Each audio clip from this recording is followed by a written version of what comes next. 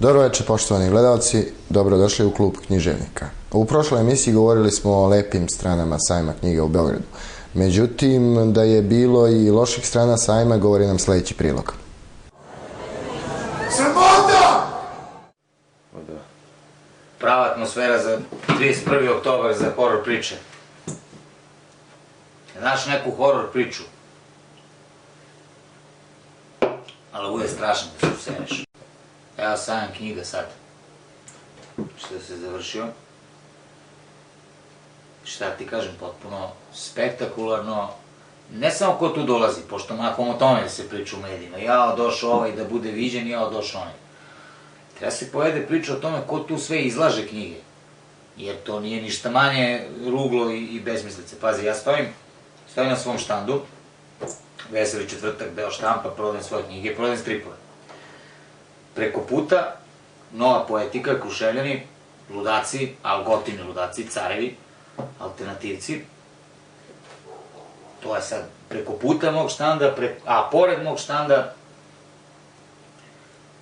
veliki Srbi. Veći, mnogo od svih nas. I uzeli mikrofon, uključili i navodno čitaju poeziju, a u stvari drže miting. Drže miting za celu halu 4 koja htela, ne htela, to mora da sluša. I svi do jednog, osim što ta poezija je literarna sekcija 4.2, svi zvuče kao dete rođeno iz ljubavi Draškovića i Ataganca.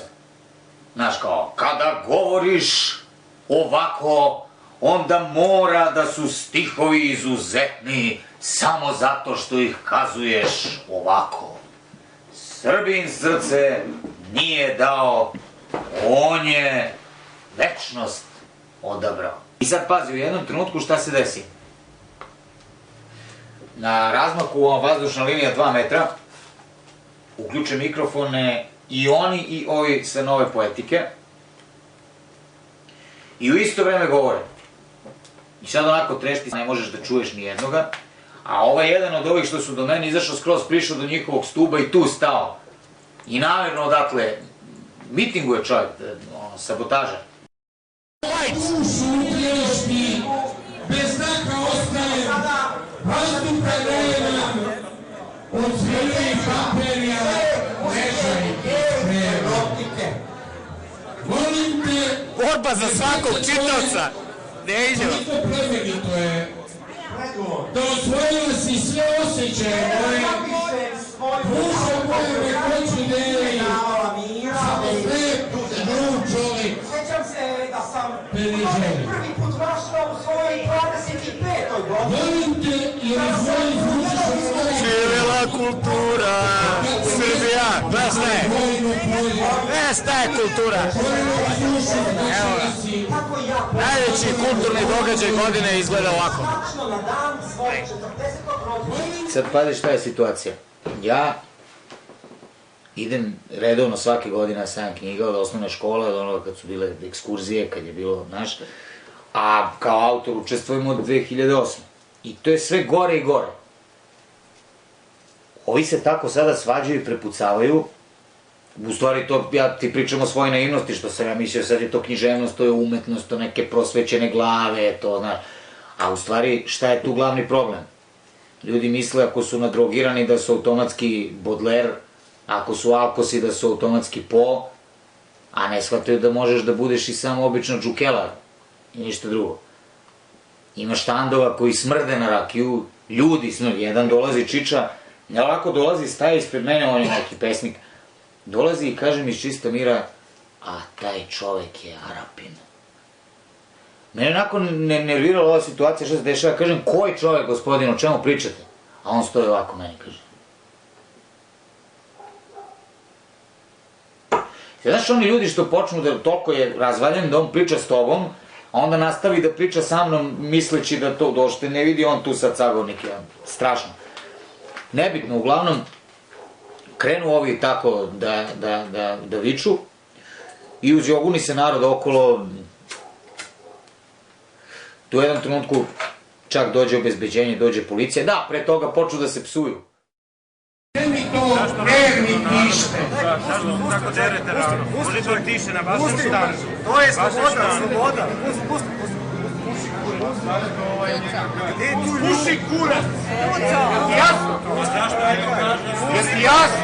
Šta će se? Alo čoveče, bre, ovo je... Alo bre, alo čoveče, ovo je kulturno mesto. Zovi obezbeđenje. Ja sam obezbeđenje. Molim te, zovi nekog ozbiljnijeg sad. Šta je ovo? Pa mislim, ovo je nasilništvo. 2013. dame i gospodo. Dobro, došlo obezbeđenje, to se smirilo. Izlazi na štand nove poetike izvesni Vlada, Noćni vodeničar, moj pseudonim. I tu pred skupljenim narodom... Ponoćni. Ponoćni? Taj car. Ponoćni vodeničar izlazi i kaže ono što svi u tom trenutku misle. Moje, što sam video u poslednjih 15 minuta i treba da vas je sramota, jer bi mene bilo sramota, kao kad odem u crkvu i kažem Gospodu, sramota me je, Gospode, učinio sam nedelo prema pesmi, prema ikoni, prema tvom raspeću, sram vas bilo, sramota! I kad se to sve okončalo, a ja snimao telefonom tu sve, znaš. Kad ono priđe gospodin pesnik izuzetni i dođe da mi kaže da ja vodim, da povedem računa ja šta ću da radim sa snimkom. Jer nisam snimio kad je on gađan flašom. Tebi imam posebno nešto da kažem. Recite. Nisi slikao kad su me gađali flašom. Ne, nisam bio tu, bio sam u toaletu. Sine, nemoj da sereš, mislim, ja nisam veverica. Samo sekundu. Evo, ja nisam veverica, vodi računa. Šta smo rekli, nemoj da sereš, jeste to rekli? Da, jesam. A zbog čega? Pa zato što A šta ja imam sa svim ovim? Ne znam. A što mislite da sam ja Vidim da sve kamerman? vreme slikam. Pa snimam sramotu i vašu i svačiju ovde, da. Ali nisam plaćeni kamerman, ja sam samo na svom štandu. Ne možete vi da dolazite, govorite ljudima da ne seru, na šta vam to liče? Znate da se nalazite? Ne možete vi meni ništa kažete. Zato što nisi slikao kad me gađao Pa šta ako nisam? Šta ako nisam? A šta ako nisam? Ali, pušti sad književnicu. Meni je samo žao što ovu komšinicu iz Jagodine, ovu Mimi Oro, ne znamo. Moramo da je upoznamo, da bi kad pričamo ovakve stvari ona došla kaže nešto glupo, pa da svi čuju. Jer to je jedini način da svi čuju. A pošto nju nemamo, onda ćemo ovako se borimo ovim dosadnim sredstvima, nadam se ne baš mnogo glupim. Uglavnom, evo, obnarodovali smo. Evo, baš vodimo računa i obnarodujemo, a vi sad živite u svojoj večnoj slavi, neverovatnoj i svojim zaslugama za kulturu. Ja hoću da pobegnem iz ove zemlje. Nema zašto. Reci mi, Musa, kud da te pratim? Gde ću te naći? Kud na svetlo izaći?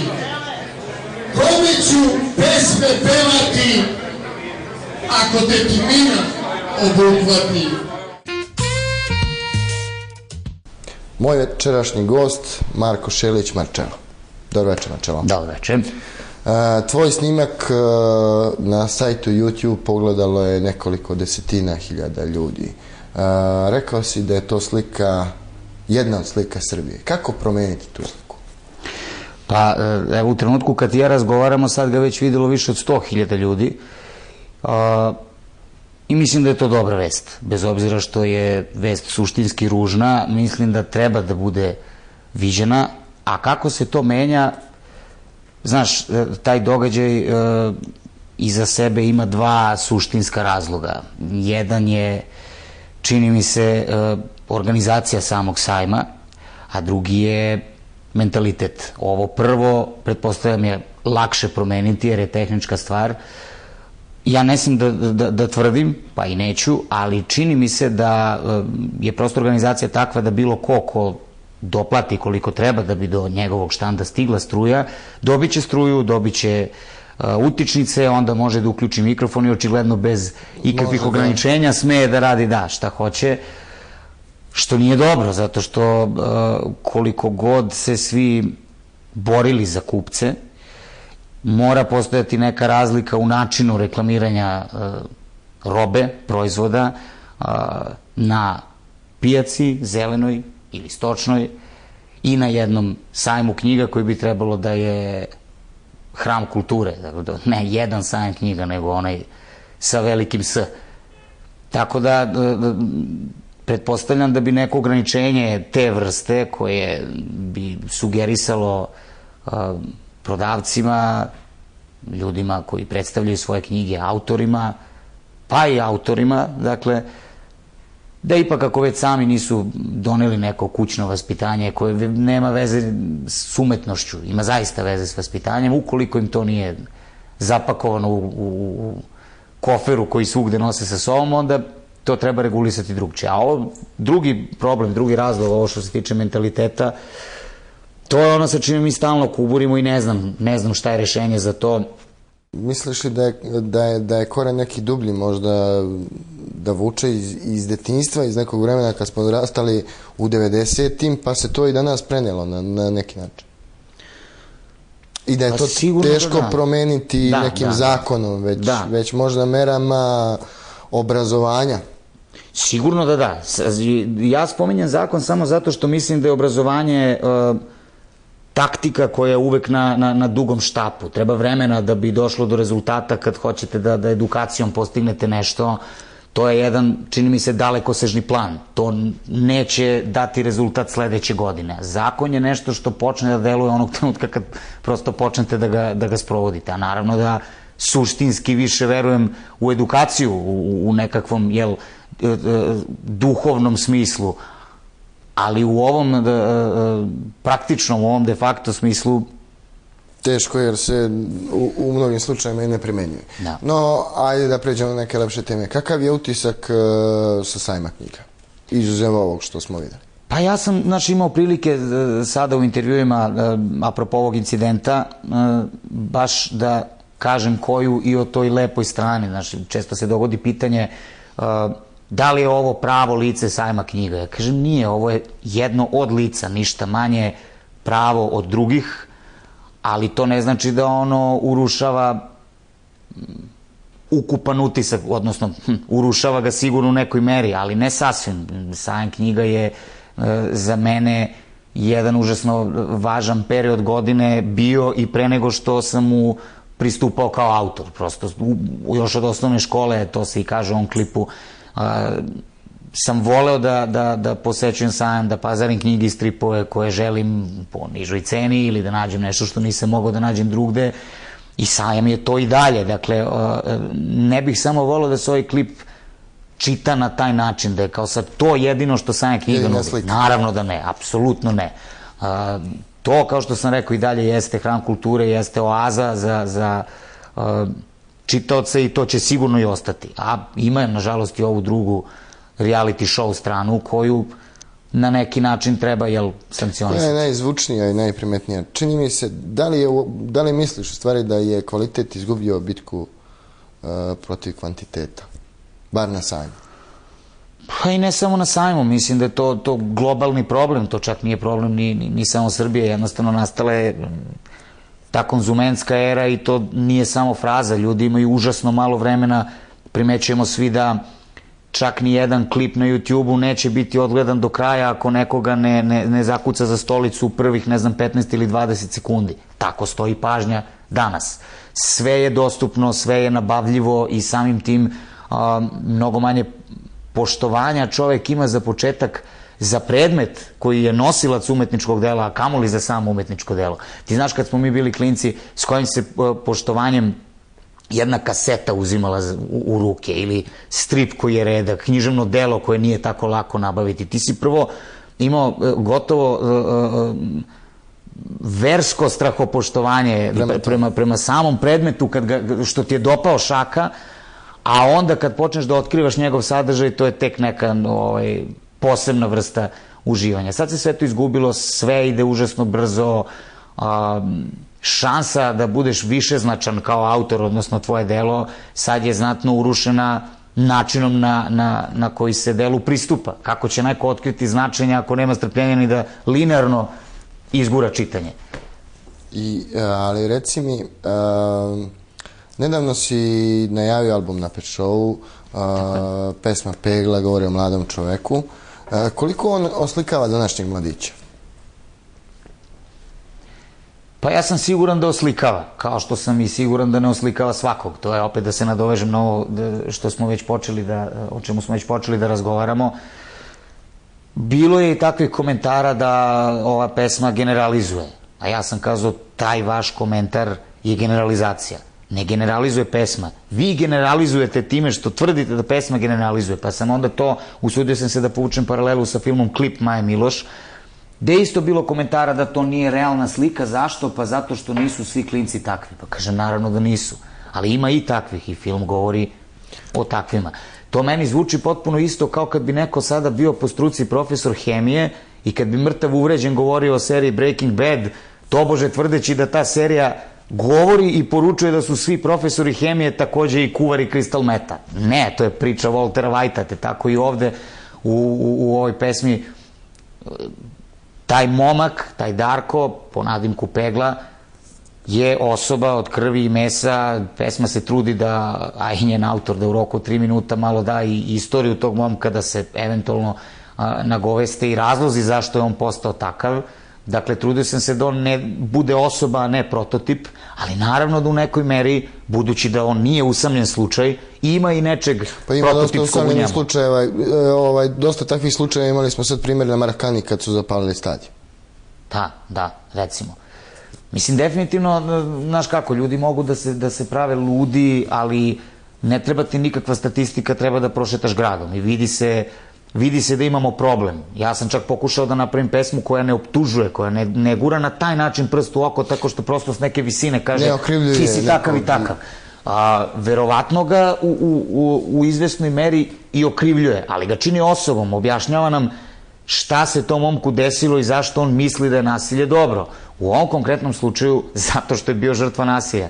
I imaš, ja ne kažem da je to jedina jednačina, ali sam siguran da je užasno zastupljena. Prosto, mnoge žrtve nasilja podele svoj svet ideja, svoje oči kojima gledaju i procenjuju ljude na dva.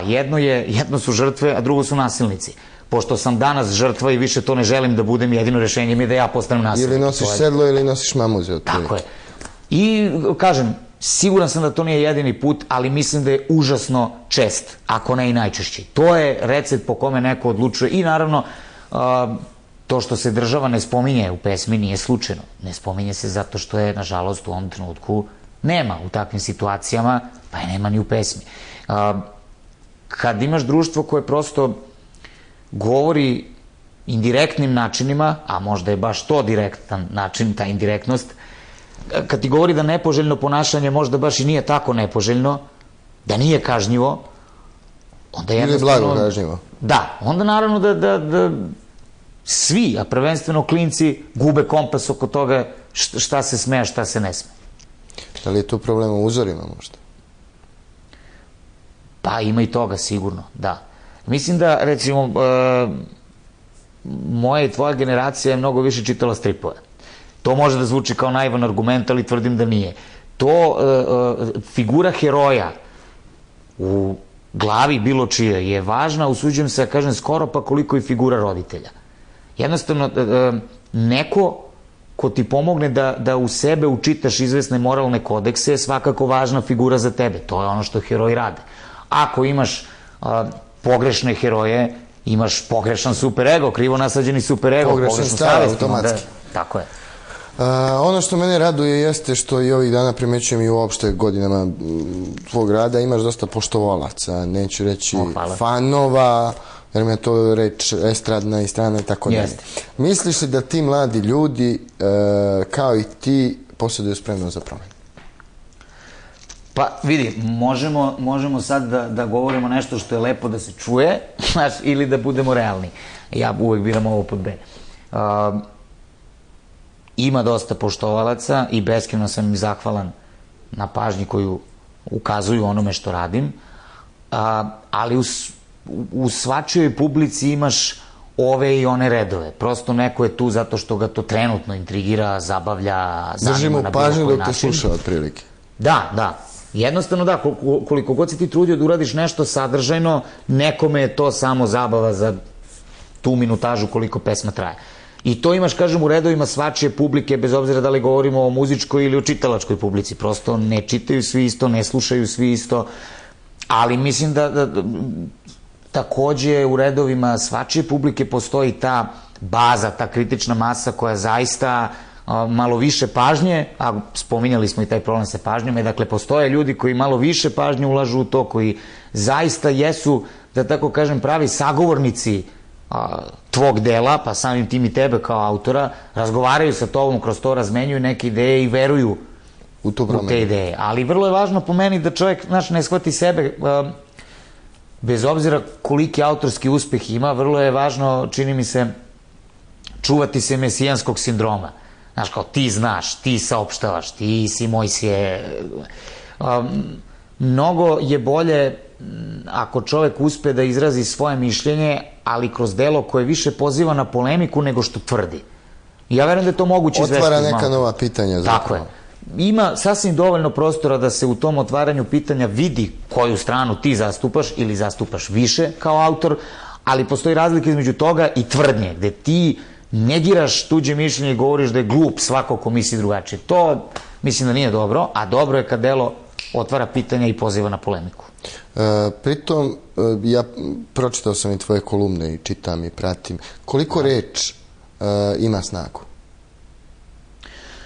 Pa ja verujem da veoma veliku snagu ima sigurno. Jer generalno sam siguran da možda imaš više pregleda na YouTube-u, ali je publika koja te pročita u kolumni zasigurno ona koja posvećuje mnogo više pažnje tvojim rečima. Da, i čak mi se čini da tvoja teza ima i vrlo jasan praktični dokaz i razlog. Prosto mnogo je više vremena potrebno iščitati jednu knjigu, zbirku priča, kolumnu, nego preslušati jednu pesmu. Evo, kolumna kao kratka forma, recimo, siguran sam da oduzme čoveku bar 10 minuta ako pažljivo čita, pesma traje 3 ili 4 minuta. Samim tim, onaj ko se odluči da ti pokloni 10 minuta svog vremena, kamoli nekoliko sati potrebnih da se iščita prozno delo, taj sigurno malo više veruje da tu ima nečega. Dobro, pesma nosi neku energiju, s druge strane... Da, naravno, te ne sporim. Kolumna nosi mir koji opet donosi potrebu za nekim razmišljanjem. Karijeru si počeo previše od 10 godina, koje čini mi se 97, je li tako? Pa dobro, da, 97 su neki detinji početci, recimo da je 2000-ta prvi ozbiljniji snimak, a prvi album iz 2003. sad mu je 10 godina. Koliko se od tad promenilo uopšte i kod nas društvo i ljudi i ta neka tvoja publika? Kad bi napravio neku paralelu sa, recimo, 2002. 2003. Da. Pa verujem, ima dana kad bih rekao da se promenilo sve i potpuno. Znaš, desi se na festivalima ili čak na književnim večerima, koncertima, dođu ljudi koji tek sada počinju da se bave muzikom ili pisanjem i onako drugarski zatraže neki savet. Ja stvarno ne znam šta bih im rekao, zato što mislim da se toliko opšta klima promenila, pa i medijsko nebo, da načini kojima smo mi pokušavali da dobijemo pažnju onomad, ne verujem da su ikako primenjivi na sadašnji trenutak. Mislim, evo, primećuješ koliko smo puta za vreme ovog ne tako dugog mog i tvog razgovora spomenuli YouTube. 2003. godine u vreme mog prvog albuma, još je bilo vreme presnimavanja, još smo kao se sekirali što postoji piraterija u vidu presnimavanja, prerezivanja diskova, čak ni USB nije bio, domaća radinost, da. A kažem, tad je, ali eto, bilo je te, da kažem, očiglednije piraterije, ali je bilo nekog gušta kad ljudi to priušte sebi da nabave to, da mogu da puste. Mora čovjek više da traga da bi dobio nešto, onda je samim tim više i cenio.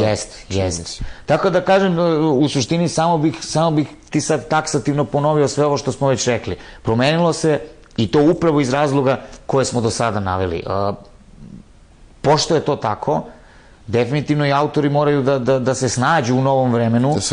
Da se prilagode, ali mislim da je vrlo važno ne napraviti nikakav suštinski kompromis. To ne sme da ide na štetu onoga što ti zapravo pokušavaš da uradiš. Samo malo svesti. Recimo, ja se uopšte, ili vrlo malo, sam se oglašavao putem interneta.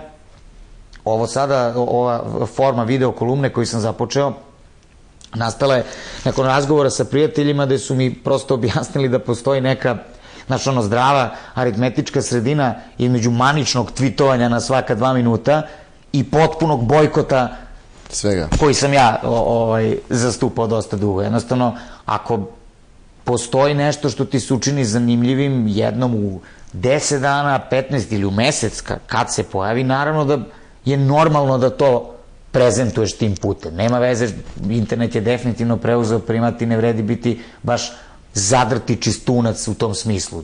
Internet nije pogrešan kao izum. Pogrešno je preterano korišćenje interneta u glupe svrhe. Znaš kako neko nož može da koristi za sečenje hleba, neko može da koristi za ubistvo. Upravo to. U jednom tvom intervjuu sam pročitao da si rekao da ti nisi muzičar, iako te mnogi nazivaju muzičarem. Ti si pre svega pisac. Ti si završio filološki fakultet. Skoro. Još 2 ispita do kraja. Dobro. I objavio si do sada 3 romana, u stvari 2 romana i 1 zbirku. Da, 3 knjige, ali da, tako je. Tvoj prvi roman Zajedno sami, o njemu ćemo sad malo da razgovaramo, ali pre toga ja bih da se podsjetimo na jednu priču koju si ti rekao u jednoj emisiji, a to je priča o Zoranu Živkoviću. Verovatno ti je bio i profesor, pretpostavljam, na fakultetu. Nije, ne. Znamo se na drugi način. Kada ga je jedan novinar pitao o čemu se radi u njegovoj knjizi. Da je prepričamo ponovno. Naravno, to ja...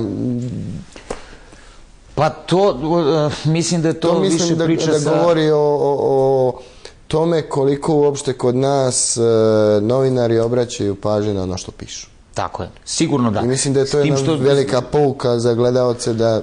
Verujem da jeste, samo opet, eto, da se i tu ogradimo da se zove što misle da je sve generalizacija. Naravno, nije.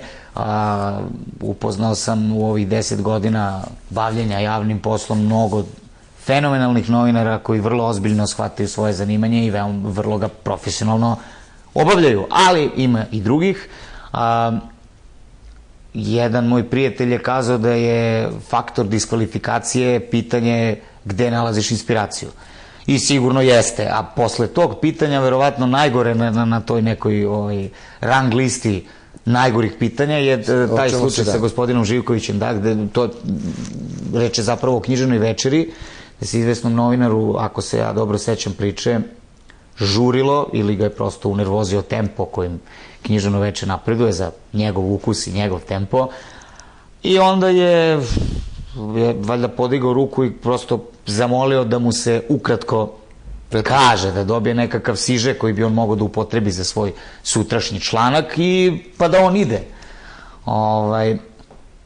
I onda je gospodin Živković kazao da je u romanu reč o jednom studentu koji je sticajem nekih okolnosti došao do odluke da ubije jednu babu i da potpuno ima smisla ubiti babu, jer šta će sad ta baba da radi u životu, a eto, on ima svoje razloge kako i zašto i, dakle, prepriča zločin i kaznu i da stvar bude gora, čak mislim da je članak zapravo objavljen. I ne samo to, nego se samo nekoliko ljudi u prostoriji nasmejalo. Samo nekoliko ljudi je shvatilo vic. Verovatno je i gomila internet sajtova prenela tu vest. Vrlo moguće, da. Na takav način. Da, to je tek to, mislim, to se stvarno danas dešava zaista da ja znam po nekim jednostavnim primjerima kao što su saopštenja za koncerte ili za objavljivanje novog romana, ti prosto napišeš neko saopštenje i onda ga prenose, ali ako se u tom prenosu samo jedan zezne i nešto prepravi i učini pogrešnim, budi siguran da će dalje u lancu svako preneti pogrešno. Mislim, jednostavan primjer, trilogija koju sad radim, Malter Ego, koja za sada ima jedan nastavak, taj prvi, naslov te prve knjige je Rubikova stolica. Saopštenje, dakle, ide od mene lično dalje, ali u nekom trenutku, iako se zna da je krenulo od samog autora, neko pomisli da je autor bio toliko nepažljiv da je pogrešio naslov sopstvene knjige u saopštenju. Pobogu, kakva stolica, znamo svi, Rubikova kocka je to za šta svi znamo, tako da verovatno je posledi greška, ajde da mi to ispravimo. I onda tačno vidiš od jedne tačke, to kreće, nađeš na 5 mesta Rubikova kocka. Domino efekat. U tom alter egu iskazuješ prezir prema nasilju, a roman je pun nasilja. To je bar rekao David Al-Bahari. Da. Koliko znače reči jednog velikog pisca mladom? Pa mnogo. Mislim, nema šta, zaista mnogo. Zato što mi kao ljudi koji pokušavaju da pišu, da stvaraju sada i ovde, nosimo svoju pop kulturalnost sa sobom i unosimo u ono što radimo, a ona ne mora nužno biti jasna nekome ko je većinu života proveo u drugom vremenu, u drugom veku, i to sad ne govorim u nekakvom uvredljivom kontekstu, to kaže kalendar. I jako je lepo kada neki ljudi pokazuju razumevanja za nove stvari, koji u tome ne vide samo bahatluk i banalnost, nasuprot nekim drugim ljudima koji zaista vide samo to. A to naravno nije istina. Siguran sam da se niko nije latio pisane reči zato što baš nije imao druga posla, zato što mu neko kazao da je to ovde izuzetno profitabilno i da ćeš biti situiran čovek ako se baviš pisanjem. Tako da, a to govorim zato što vidim za neke kolege koji su mi negde bliski po godinama, čitam neke strašne kritike koje su zaista, što bi Ameri rekli, career ending move, kao ne znam zašto. Mislim da ono što je danas popularna književnost, ono na čemu smo mi odrasli, ako već ne spada u visoku književnost, onda makar ne može da tvori literarnu štetu katastrofalnih razmera, takvih da to treba saseći u korenu i zabraniti. Mislim da naša književna scena stvarno ima ozbiljnijih problema od toga. Pa mislim i svaka zabrana vodi ka još većoj želji, bar kod nas Srba, čini mi se. Sigurno da da, sigurno da da. Zato sam ja imam taj stav da možda kod nas treba zabraniti kulturu. Da, i onda bi sigurno svi počeli da se bave kulturu. To si potpuno pravo. U alter egu si se prepustio psihološkoj analizi karaktera ekstremnih likova. Reci mi, većina pisaca uglavnom pišu o temama o čemu znaju puno i ono što vole. Ja imam utisak da ti pišeš ono što te nervira. Pa ima i toga, da.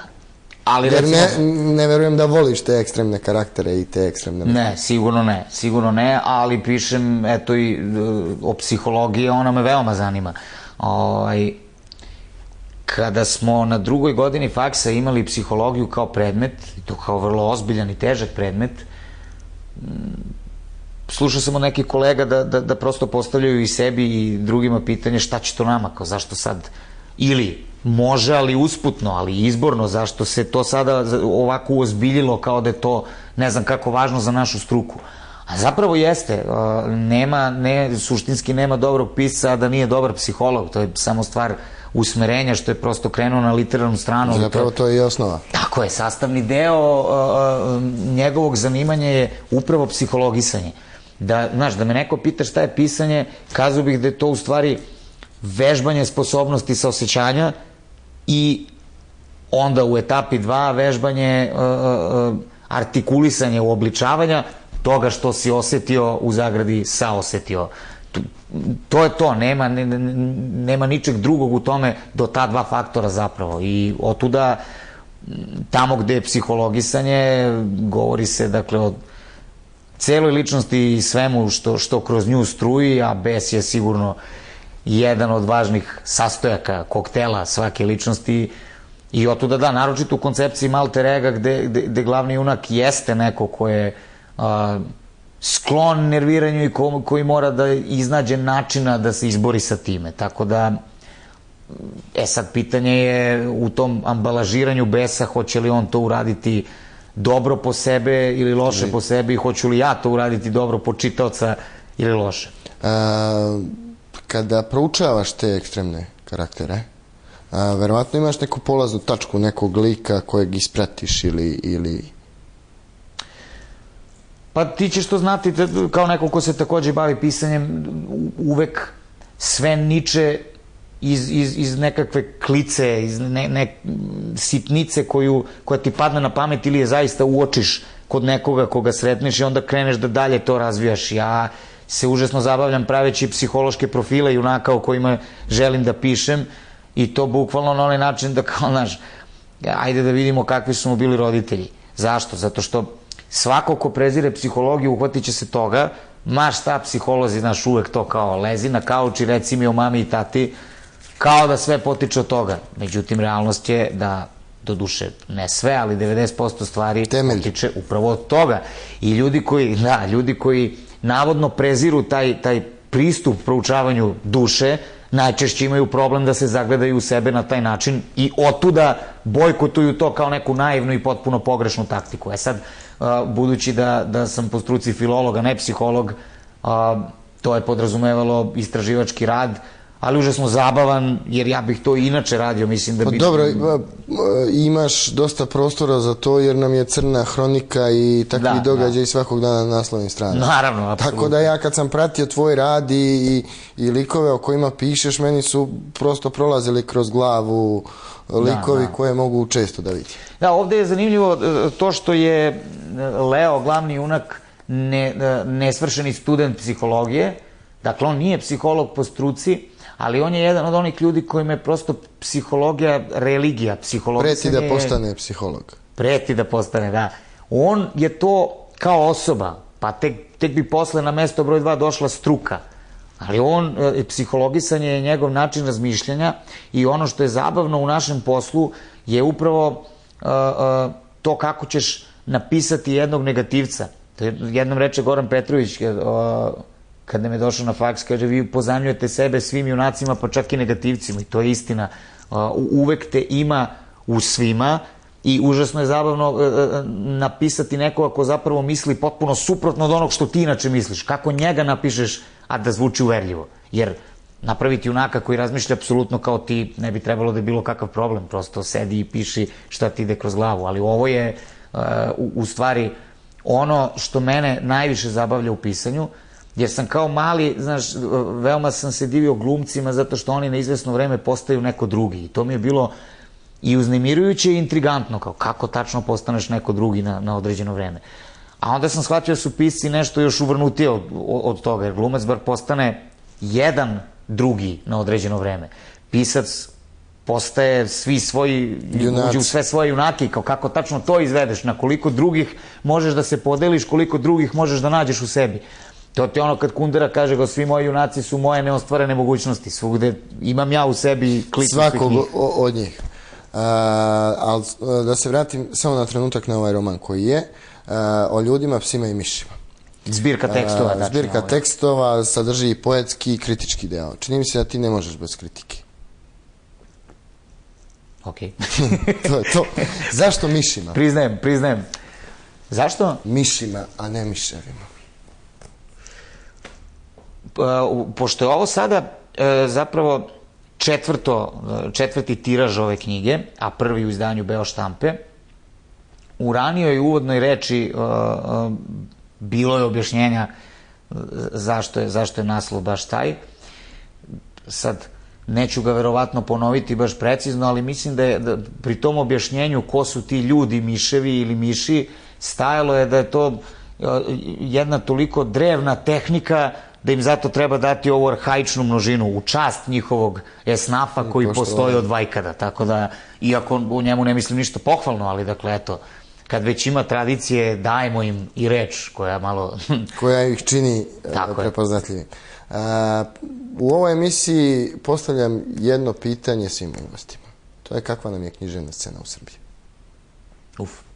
I verovatno je ljudima mučno i teško kako da to govore, a da zvuči pristojno. Pazi, zavisi od gosta najveći deo. Iskreno su odgovorili da nam je književna scena slaba, očajna ili nepravilno raspoređena ili na koji način. Iskreno, neki nisu htjeli da odgovore, ali neki su i rekli da je dobro. Pa ja ću reći samo da nam je književna scena po meri naroda. Možda. Ajde, sad moram... Ako bi uporedili ovu književnu scenu sa književnom scenom od pre 30-40 godina, kad su vladali Selimović, Andrić, Kapor, Pekić, Ćosić... Pa, znaš kako, uvek kad komentarišeš trenutak u kom živiš, dobre su šanse da pogrešiš. To, neke stvari se zaista vide tek sa distance ili kameramanski rečeno, tek kad napraviš zoom out i vremenski, a ne samo prostorni, onda možeš da sagledaš, znaš, ako su ljudi kalibra jednog Skerlića imali pogrešne procene u nekim slučajevima, to bi trebalo da... na početku, recimo. To bi trebalo da onako nas sve opameti, naravno to ne znači ne treba imati mišljenje i saopštavati ga, samo znači treba malo gaziti na kočnicu i biti oprezni, jer prosto vrlo često mi ne sagledavamo realno trenutak u kom živimo, to će se sagledavati neko drugi, ako bude drugi, kako ovo vreme nije poslednje vreme koje postoji, a ima prostora da se misli i tako. Uglavnom, hoću samo da kažem da je lako danas govoriti o velikanima, vidjet ćemo ko su zapravo velikani ovog vremena, ja sam siguran da će ih biti, kao što će biti i ljudi koji su trenutno aktuelni, a možda distanca pokaže da je to bila samo stvar trenutka. To, kažem, zaista se ne bi upuštao u detalje. Činjenica je, bojim se da smo malo previše zarobljeni u kako da kažem, podelu na kružoke, kao i u svemu, zato sam i kazao da je podele naroda, da, i da sada postoji ta opasnost da prosto kružoci sve rešavaju u svemu, a to naravno nije dobro. Generalno mislim mi treba da afirmišemo nezavisna tela u svemu. Nekoga ko nije pristrasan, ne samo književnosti, nego društveno. Nama je jako teško da dobacimo dotle da postoji bilo kakav društveni entitet koji zaista nije povezan ni sa čim, nego je potpuno autonoman, potpuno objektivan. Možda imamo mnogo iskušenja što se toga tiče. Pa možda. Ne možemo da ih odali. Ali u svakom slučaju, znaš kako, kao autor ili kao neko ko se iz petnih žila trudi da zasluži tu titulu, ja sam unutra, ja sam u kutiji i nije sasvim pošteno da onda odatle iznutra komentarišem šta se tu vidi i kako to meni izgleda. Prosto, ja sam negde stvarno uveren da uvek na kraju postoji neka crta koja se podvuče, uvek se na kraju vidi šta se uradilo i kažem, koje god bile nagrade, priznanja ili slava, danas sve to vreme može da učini drugačijim, osim u slučaju da ste stvarno vredili, mislim da to onda ipak ostaje. Naravno. Reci mi, koga bi ti na današnjoj književnoj sceni izdvojio od pisaca? Kao preporuka našim gledalcima. Pa evo ću prvo da počnem malo generacijski. Pavle Zelić, moj dobar prijatelj, nedavno je objavio svoj prvi roman, Peščanu hroniku, i recimo da mi je drago što neko poput njega dobija šansu, on se već dokazao kao prozaista, do duše sa kraćom formom, mahom je objavljivo priča, ovo mu je sada i kao kritičar prvi roman, da. Ne znam, Vlada Kecmanović, Deksa Stojiković, ljudi koji mi prosto zvuče mi dobro u medijima. A zašto mislim da je to važno? Zato što veoma je bitno, kažem, to ćemo posle govoriti o tome koliko književna dela vrede ili ne vrede, postoje čitaoci, postoji kritika, postoji vreme, ali izdvajam ponašanje u javnosti jer mi prosto prija kada vidim ljude koji umeju da se ponašaju pristojno, pismeno, staloženo i da imaju stav o nečemu da govore jasno. To je prva slika koju ja volim da vidim. I da taj stav navodi na razmišljanje i oni koji ga čuju. Tako je. Jer treba imati u vidu samo jedno. Nažalost, mnogi ljudi ne čitaju. Mnogo više ljudi naprosto gleda TV. I to jeste tvoja šansa da utičeš i na njih. Ovo što smo govorili o pozivu na polemiku, o pozivu na razmišljanje, mediji su prilika da ti sagovornici postanu i oni koji nisu sagovornici tvog dela. ako hoćemo da pravimo jednu medijsku sliku gde kultura ipak nešto znači, mislim da je onda jako dobro da oni koji stoje na bedemu kulture prosto u prvom planu. Tako je, i da ostave utisak da su zaista... Tu dolazimo do jednog pitanja koje kaže koliko država uopšte obraća pažnju na mlade umetnike, koliko im pomaže i koliko ih forsira za neko opšte dobro. Pa tu je situacija dosta crna, a evo zašto. Mi smo sa prilikama u kojima živimo i sa mentalitetom toliko zaglibili da sada recimo ti ili ja, da ti ponudi ministarstvo neku pomoć, ti bi imao problem da prihvatiš zato što se bojiš u koji će koš to da te stavi. Jer sutra, kad već spominjamo vremensku distancu, potpuno će da se zamagli da li si ti dobio pomoć ove države zato što si dobar autor ili zato što si u talu sa tom i tom strankom. Niko normalan ne želi da na sebe... Politički podoban. Tako je. Niko normalan ne želi na sebe da navuče taj problem. Niko normalan više ne veruje da ova država zapravo želi da mu pomogne u tom smislu. I ja se evo javno kunem da ne bi smeo da prihvatim takvu pomoć, iako bi kako znao kako da upotrebim. Zašto ne ti ili ja, bilo ko... Ja mislim da bi pitao šta vi hoćete od mene zauzeti. Tako je, znaš. A naravno da bi svakome prijalo da ukoliko već neki, kažem, relevantni sud proceni da je to što ti radiš dobro, siguran sam da bi za tvoju mentalnu higijenu bilo jako lepo da možeš da otputuješ negde na 10 dana i da na miru stvaraš. Svakom autoru je to potrebno i bilo bi jako dobro da neko toliko veruje u nas da kaže evo, idi tamo, napiši nešto zato što verujem da je to što ti radiš dobro. Načuo sam da je u Nemačkoj recimo da su budžeti svih ministarstava skresani osim jednog, Ministarstva kulture.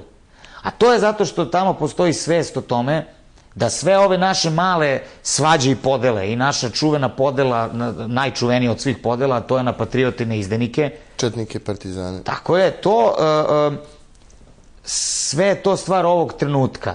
Kultura je ono, naš, kako da kažem, komunikator za obraćanje budućnosti je samo kultura. Odnos prema budućnosti. Tako je.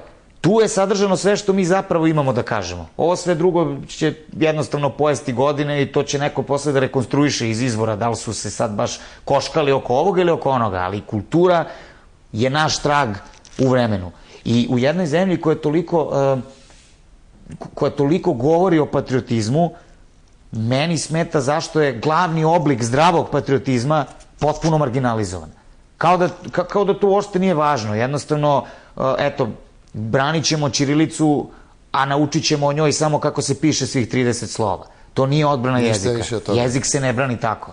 Ili ćemo uništavati plakate koji su pisane latiničnim pismom. Naravno, ili ćemo braniti crkve tek onda kad neko počne da ih ruši, da ih spaljuje. Naravno da je strašno što se to dešava, ali moramo da budemo iskreni prema sebi i da se pitamo koliko zapravo imamo sluha za kulturu, onda kad je niko ne ugrožava tako direktno ognjem, nego kad prosto to samo tu stoji, ali niko ne obraća pažnju. Pa to je takođe oblik ugroženosti. To je pasivan način da nešto upropastiš, da ga ignorišeš. Ravnodušnost. Da, upravo to. Sad, da li smo, kako to promeniti u stvari? Pa tu, pošto pretpostavljam da nam se razgovor bliži negde kraju, to je, dao si mi sjajan šlagvor da napravimo pun krug, to je ono o čemu sam govorio na početku. To se naravno radi podizanjem svesti, pod A, a pod B, napokon s provođenjem nekakvih prokletih zakona gde kao neke stvari moraš i da narediš kao jedna zajednica. Koliko god, kažem, to represivno zvučalo, Bože me prosti da ja zagovaram bilo kakav oblik ugnjetavanja, ali to nije ugnjetavanje, jednostavno red. Pa to je... Red je nešto što je potrebno da, znaš, kažem skoro u nekom intervjuu, toliko smo puta napisali neke, znaš, ono, punkersko, rockersko, ne znam, hip-hoperske tekstove sa porukom dole sistem, a onda napuniš 30 i shvatiš da to nema nikakvog smisla, jer mi nemamo sistem, kao protiv čega se boriš. On prvo mora da postoji da bismo mu nalazili manu. Ove pesme dolaze u paradoksalnu situaciju da pljuju protiv sistema zato što su autori ljuti što sistema nema, što nema nikakvog reda i sistema i to te tera da to što je navodno sistem onda prozivaš i kriviš, jer vidiš da kao prosto ne postoji taj najosnovniji smisao za činjenicu zašto je red dobar. Pričam isto neki dan u intervju spomenuo si malo pre psihologiju u Alter Egu, razvojna psihologija Piagetova, gde Piaget objašnjava kako dete usvaja pravila, na primjeru igranja klikerima, i kaže da dete najpre samo ne želi da bude isključeno iz igre od strane starijih. Dakle, ono imitira pravila ne razumejući zašto su ona dobra. On se samo boji kazne. Tek na nekom sledećem stupnju, kada je malo starije, ono razume da su pravila jedino što igru čini smislenom. Da su, dakle, pravila dobra. Sad šta je problem? Neki ljudi, zreli, nažalost, nikad ne dobace na taj drugi nivo, ne razumeju da je pravilo dobro, jedini način da ga nateraš da ne krši neka najosnovnija pravila je taj da se boji zakonske kazne. Da ga ograničiš zakonom. Pa mislim, generalno to je kao i da bolesnika juriš, da mu daš injekciju, jeste boleće ga, ali će ozdraviti. Da, upravo to. I pritom, kad ovo govorim, ja uopšte ne pričam iz neke pozicije nad Srbina, znaš, kao ja sam to razumevao i pre, a vi bednici shvatite. Ne, moram da priznam, ja sam osoba koja je počela da prelazi ulicu striktno preko pešačkog prelaza onda kad su mi zapretili da drugčije ponašanje košta 5.000 dinara, mene lično. I ne bi da dam 5.000 i zbog toga pazim. Ali Ustavom imaš pravo garantovanu slobodu kretanja. Da, dobro, mogu da se pozovem na to. A saobraćajni zakon je ispod Ustava, znači... Da, recimo. Uvek možeš da se izvučeš. Hvala ti što si bio moj gost, meni je žao što moramo... Ali za kraj ćemo za gledalce emitovati i tvoj novi spot i ja se nadam da ćemo u neko skorije vreme imati novu knjigu o kojoj ćemo da razgovaramo sat vremena i da teme koje nismo stigli, da ih, ako ništa, da ih bar otvorimo. Ja se isto nadam, evo samo bih iskoristio priliku da do nove knjige tvoje gledalce pozovem na veliki beogradski koncert koji je 7. decembra u bioskopskoj sali Doma omladine, pa izvolite. Doći ćemo. Poštovani gledalci, znate gdje treba budete 7. decembra. Ovo je bio Klub književnika. Prijatno večer i laku noć.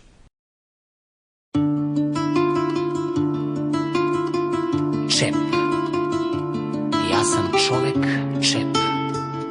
I nisam superheroj, nego žrtva.